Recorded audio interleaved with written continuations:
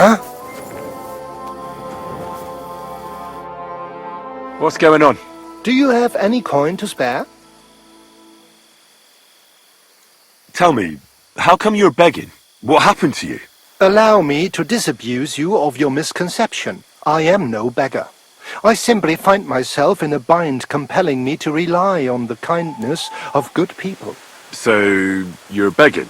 But I'm not a beggar. Why are you asking for charity? Fancy an ale, eh? The amount you're looking for, it sounds like you plan on downing a whole keg. That wouldn't go amiss, but really, I need the coin so I can travel to Vlashim. That's quite a way. I've always found it to be a day or two's ride. But I don't see any horse. I don't have one. That is true. I'll join a caravan, ride along, pay for my way, my provisions and such. I can spare you a few coins. It's a lot more than I normally give, I have to say. Thank you so much. May the Lord repay your kindness. Begging, but not a beggar, and he needs money to get to Vlashim. Oh, I've come across a fair few beggars before, but none have ever said that to me. Must be a coincidence?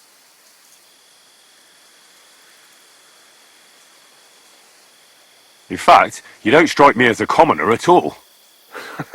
You only imagine it, friend. Farewell. May you travel safely. Yes. Thank you.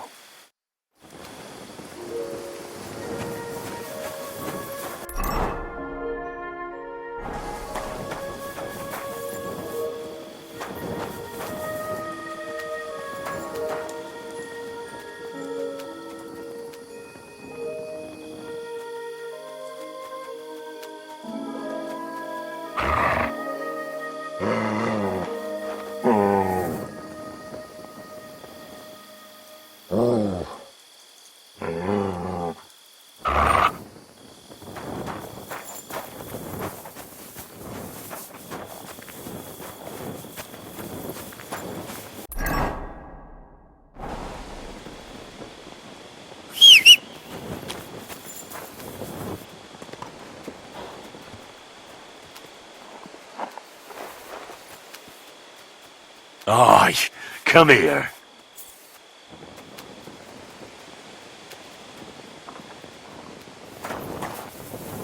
Here, mutt.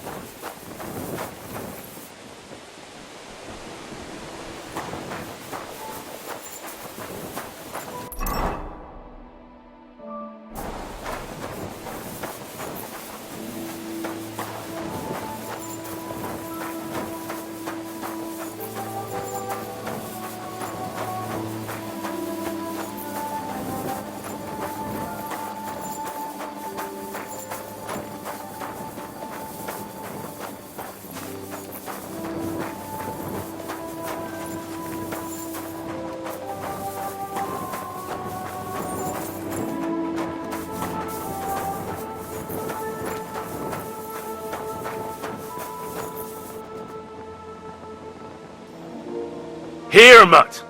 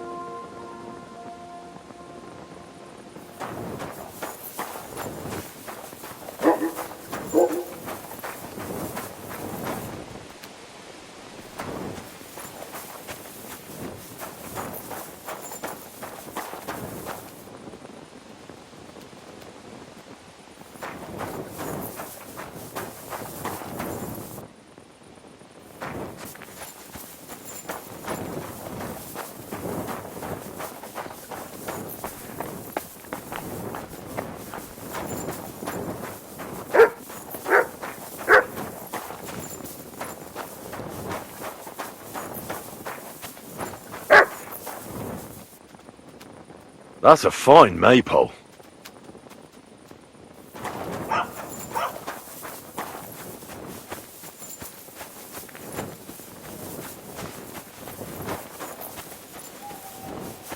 Why aren't you asleep?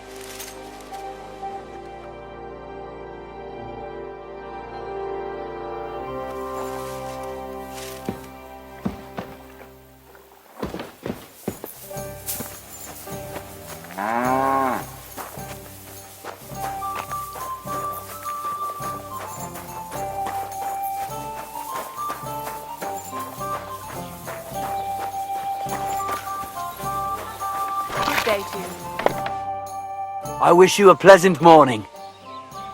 How are you doing? I'm Henry. Nice to meet you. I'm Zdeněk. I'm a storyteller. I could tell you stories so sad they'd make the devil cry. Or would you prefer something so scary it'll make the hairs on your ass turn white? But it's a lot of hard work for me. Now, if you had something to drink or a couple of groschen, that might help loosen my tongue.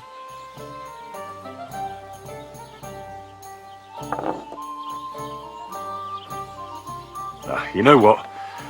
I think I'd rather come back another day. Farewell.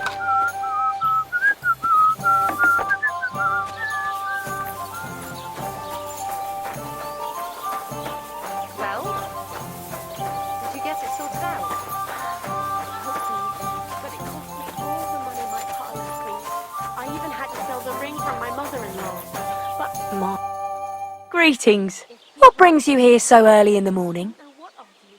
This was the time. Go and see the priest. And ask him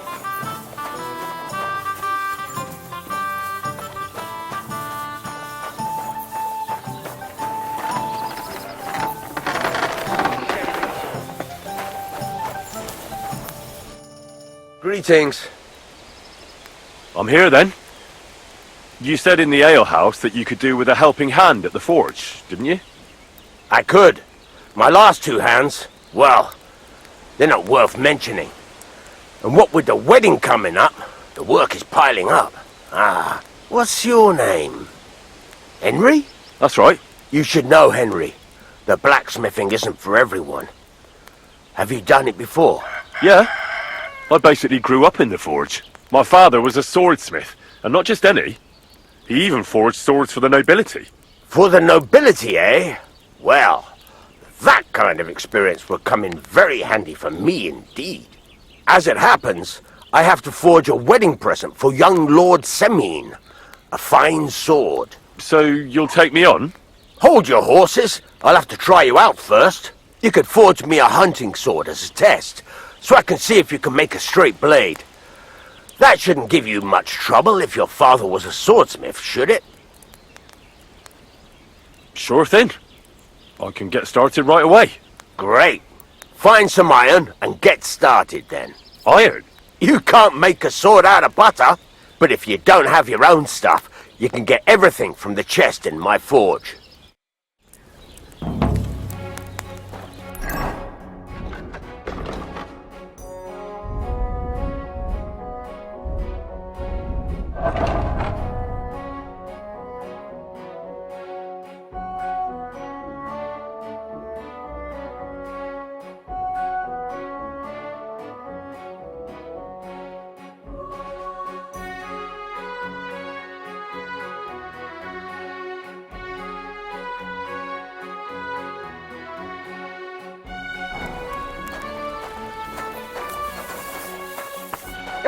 Go over to the anvil and let's get started.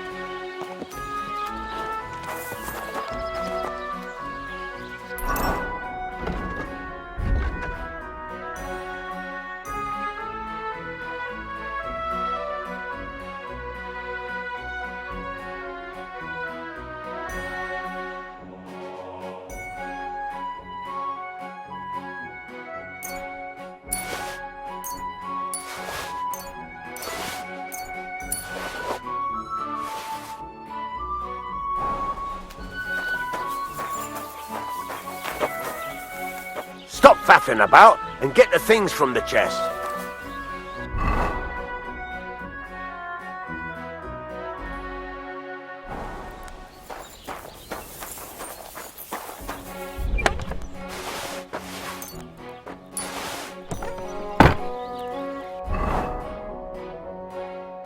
Furnace is cold now. Give it a practice try. Some things, like swords, are too long to fit in the fire. You have to heat it up bit by bit. Try poking it around for a bit. Now get the furnace nice and hot. There's a lever above it. Give it a pull. Works the bellows.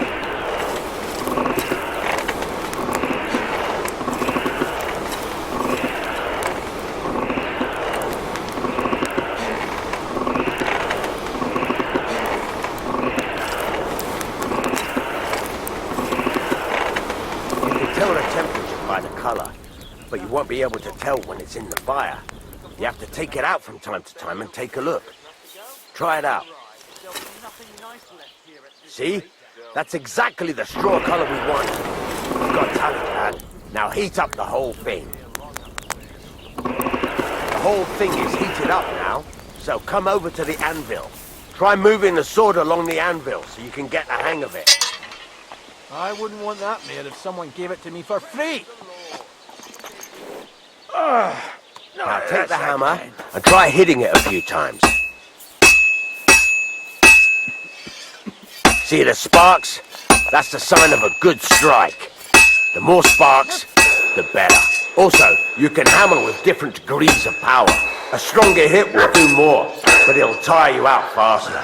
Try giving it a few blows, as hard as you can, so I can see how strong you are.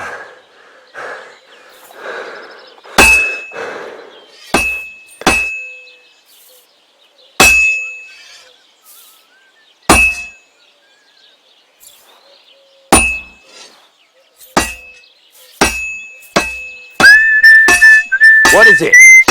Look, if you're tired, I don't think this is for you.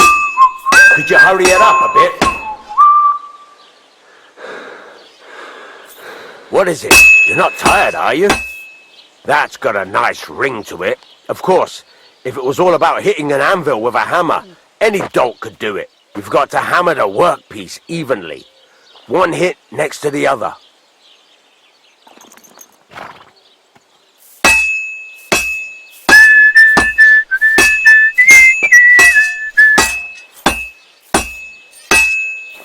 Very nice. You're doing just fine.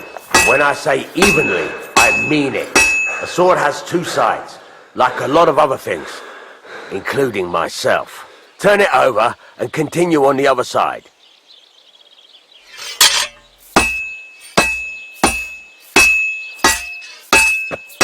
Nice. Now try forging it on both sides. The closer it is to being finished, the more it will take on the shape you want. It'll cool off soon anyway.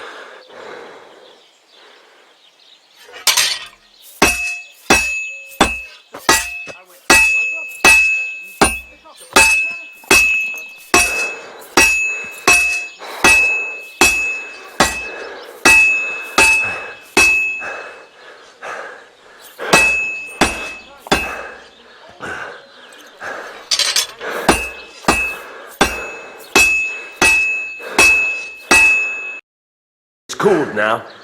You can't do it all in one go. You've got to put it back in the furnace from time to time. Sometimes you've got to go there and back all day. But it's all part of the craft. Now, get back to the forge and heat it all up again, like before.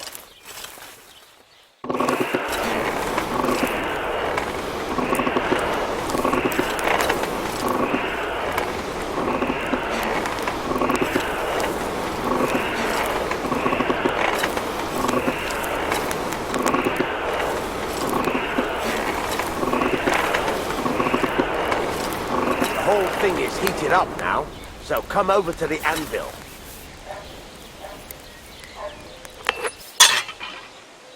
Hear that? Besides the spark, you can tell a good strike by the sound it makes. You see how it's taking on the right shape? That's how you can tell it's almost finished. Now, I've got a piece of advice for you. There you go! You've got it finished! All that's left is to temper it, and the sword will be done. The rest is just tweaking.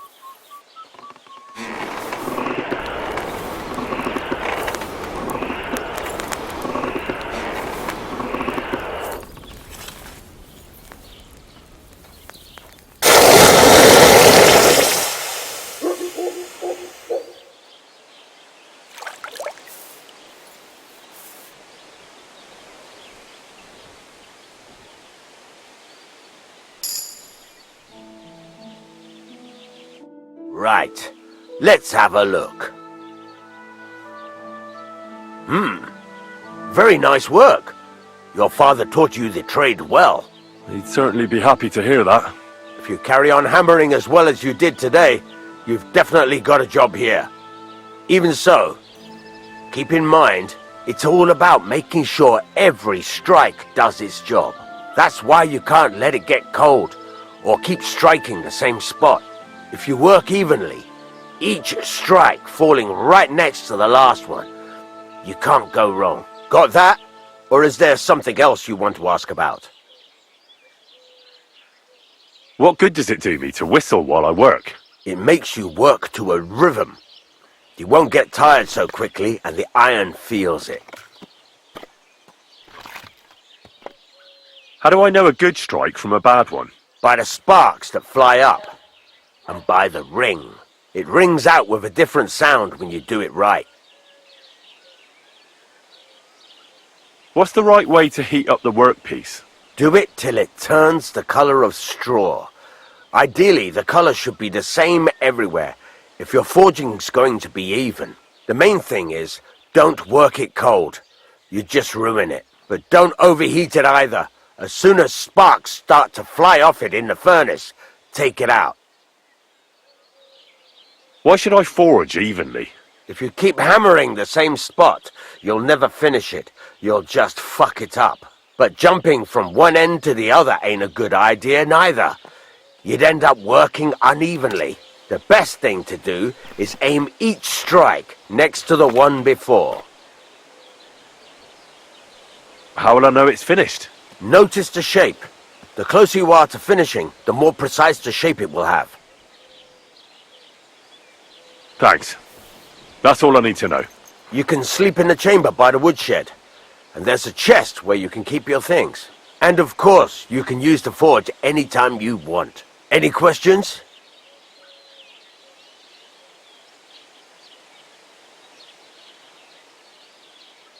What now? What do you think? You're not going to be idle. I'll find you some work to do right away. You're pretty good at swords, but what the locals really need is axes and horseshoes. Right, here are some simple drawings that show what they're both supposed to look like. And some iron. You can get down to it right away. Just like that? You aren't going to help me? Sacre, lad. I chose you because you already know a thing or two. I'm not going to look over your shoulder all bloody day.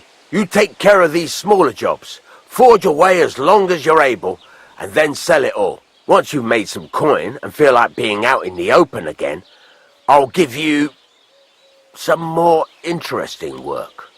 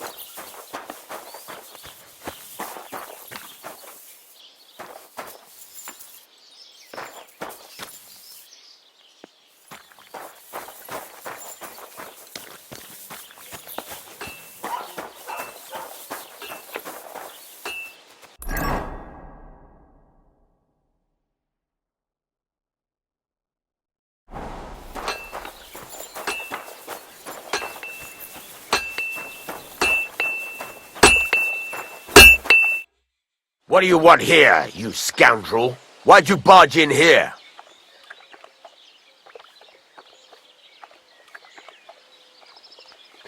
This could use some repairs.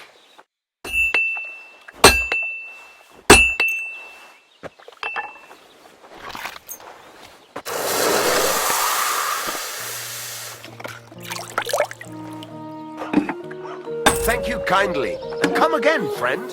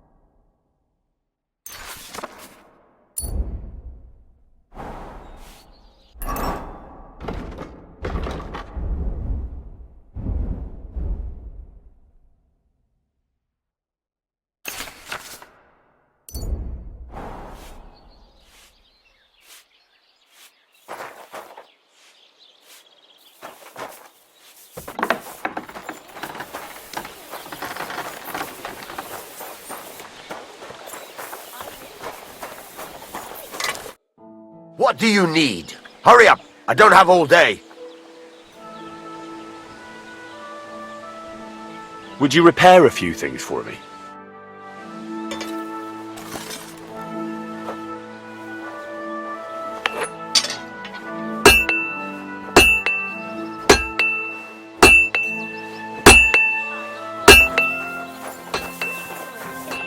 It's a mile.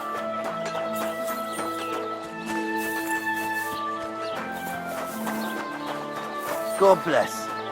Another Mongol.